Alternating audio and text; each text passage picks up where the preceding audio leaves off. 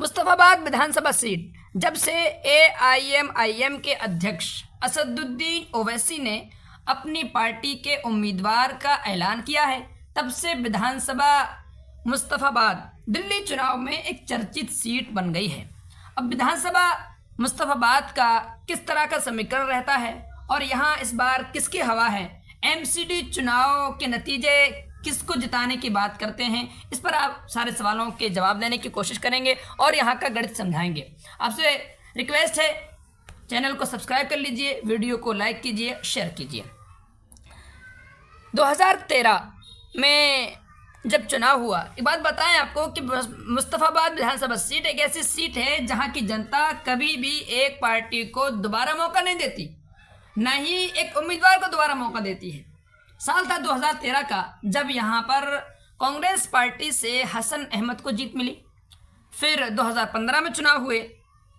मुस्तफाबाद की जनता ने जगदीश प्रधान जो बीजेपी से आते हैं उनको जिता दिया और यहाँ से विधायक बनाया।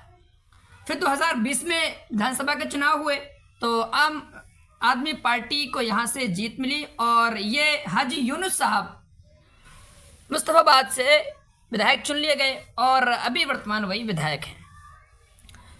2020 में जब आम आदमी पार्टी को जीत मिली, प्रचंड जीत मिली, उसके बाद ही दिल्ली दंगे हुए, दिल्ली राइट्स हुए।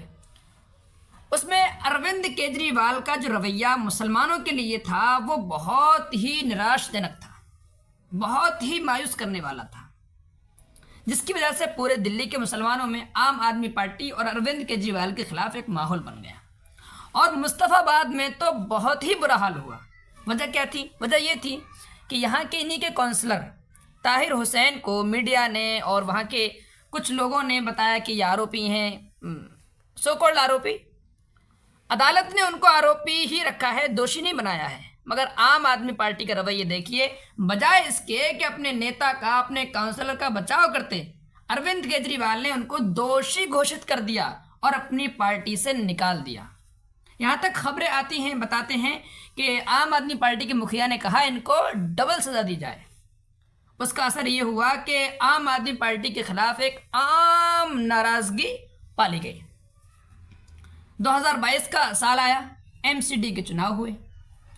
एमसीडी चुनाव में मुस्तफाबाद का जो मामला था, ताहिर हुसैन का जो मामला था, अरविंद केजरीवाल का जो रवैया था, उसका साफ असर दिखाई दिया और आम आदमी पार्टी को मुस्तफाबाद के लोगों ने बिल्कुल खारिज कर दिया।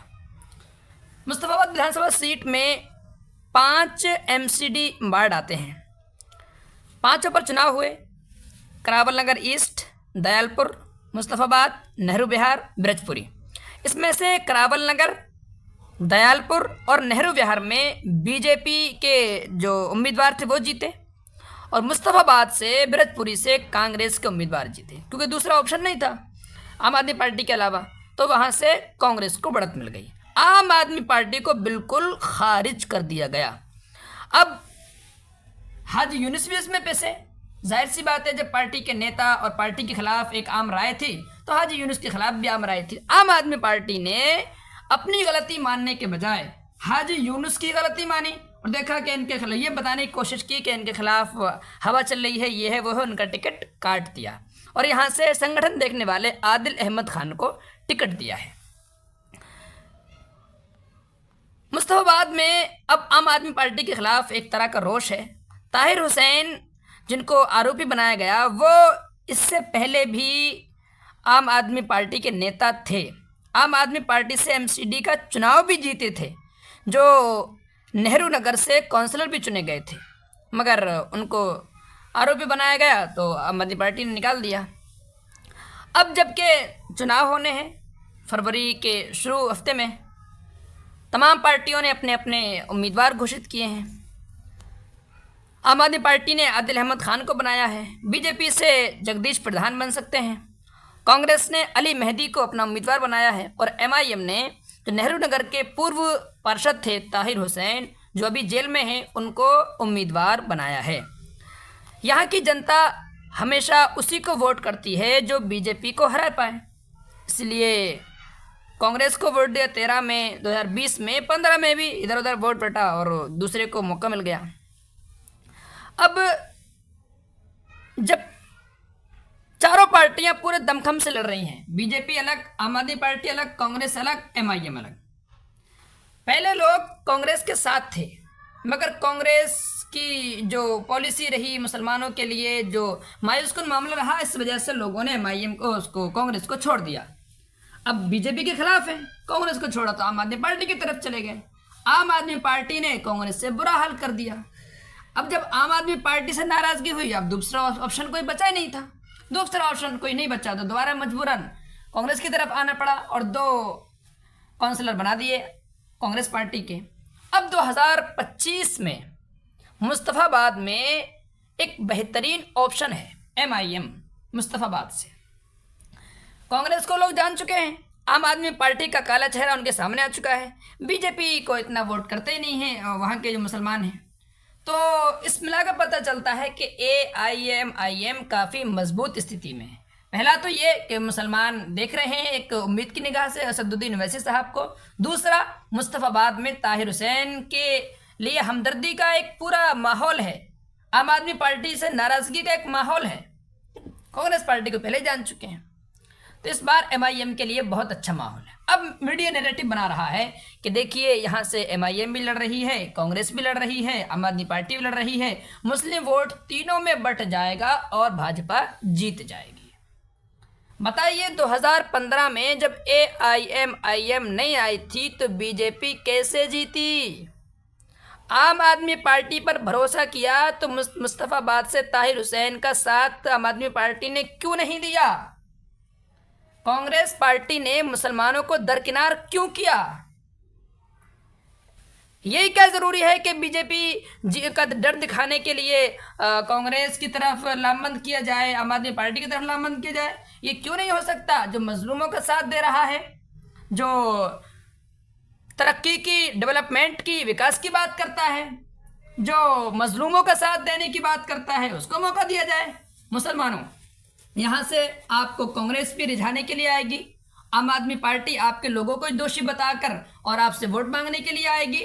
आपको देखना यह है कि इस बार जो आप ऊब गए थे, ऑप्शन नहीं था आपके पास, बेहतरीन ऑप्शन है और आपके सामने एक नेता है जो काउंसलर रह चुका है आपका, जिसने आपका साथ भी दिया, आपको उसने दंगों से बचाने की कोशिश की, लेकिन क्या क्या हुआ वो आप सब जानते हैं। तो इस बार 2025 में कितने ही हसीन सपने दिखाए जाएं, देख लीजिए इनका क्या हाल है। बीजेपी को क्या हराएंगे ये लोग? जो चुनाव हुआ था लोकसभा का, उसमें सब साथ थे, आम आदमी पार्टी और कांग्रेस में निकाह हुआ था, दोनों ने मिलकर चुनाव लड़ा। अब देखिए कैसे लड़ रहे हैं, आम आदमी पार्टी अलग है, कांग्रेस अलग है, इसके अलावा दूसरी पार्टियां हैं, आपस में बयानबाजी हो रही है। और वहाँ से उद्धव ठाकरे गुट के नेता कह रहे हैं कि अगर हम बट के चुनाव लड़ेंगे तो जीत जाएगी बीजेपी। तो बीजेपी को जिताने वाले यही लोग हैं, इनको थोड़ी मतलब मुसलमानों से, इनको मतलब अपनी सत्ता से। तो आप मुस्तफ़ाबाद के वोटरों, मुस्तफ़ाबाद के वासियों, मुस्तफ़ाबाद के निवासियों, आपको बिल्कुल भी फिक्र नहीं करनी है कौन जीते कौन हारे, आपको सिर्फ अपने आप को जिताना है। क्यों जिताना है? आम आदमी पार्टी ने आपको धोखा दिया है, कांग्रेस पार्टी ने आपका साथ छोड़ा है, और बीजेपी का तो हाल देख ही लीजिए किस तरह से रमेश पिथौड़ी को और दूसरे लोगों को वहां से टिकट दिया गया है और आपके खिलाफ एक नैरेटिव बनाया जा रहा है। आपके पास मौका है, हर बार ये होता है कि चुनाव आता है, चुनाव आने से 2-4 दिन पहले नैरेटिव सेट कर दिया जाता है कि किसी तरह से एक दिन में एमआईएम को हरा दिया जाए, दिखा दिया जाए कि भाई एक तरफ माहौल जा रहा है, आम आदमी पार्टी को सब लोग वोट दे रहे हैं, वोट पड़ना नहीं चाहिए, आम आदमी पार्टी को दे दीजिए। कांग्रेस की तरफ वोट जा रहा है, बटना नहीं चाहिए, कांग्रेस को दे दीजिए। होता ही है, फिर बीजेपी जीत जाती है। आपको सबकी गलतियां देखकर अपने आप को चुनना है, एआईएम को चुनना है, मुस्तफ़ाबाद से ताहिर हुसैन को विधायक बनाकर अपने आप को मजबूत करना है। बेहतरीन नेता आपको मिला हुआ है, वरना दूसरे लोग जो हैं उनकी लगाम दूसरों के हाथ में है, वो कुछ नहीं कर पाएंगे। हाजी यूनुस ने चूँकि लगाम दूसरे के हाथ में थी, इसलिए दिल्ली दंगों में आपका साथ नहीं दिया। अगर यही अपने हाथ में कमान होती, अपनों के हाथ में कमान होती, तो शायद दिल्ली दंगों में आपको इतना भारी नुकसान ना उठाना पड़ता।